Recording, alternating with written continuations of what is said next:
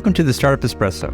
I'm Halty Martin, the host of the show, where we talk about raising funding for your startup and the time it takes to have an espresso. I hope you enjoy this episode.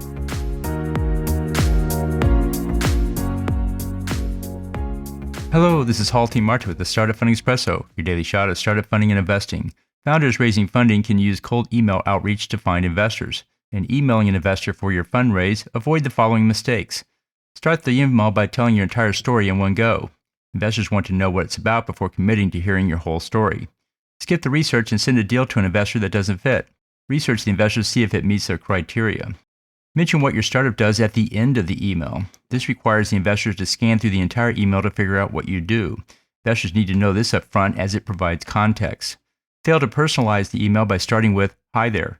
This shows the investor it's a mass email and not meant for them personally. Use a generic subject line such as, "New deal." This doesn't tell the investor anything and indicates a lack of effort in crafting the email. Leave out the call to action. You need to tell the investor what you want them to do. This could be to set up a call, log into an upcoming investor briefing, or make a referral.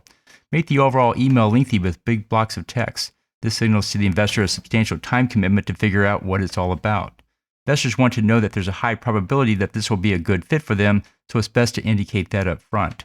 Avoid these mistakes in your email outreach. Thank you for joining us for the Startup Funding Espresso, where we help startups and investors connect for funding. Let's go start listening to today.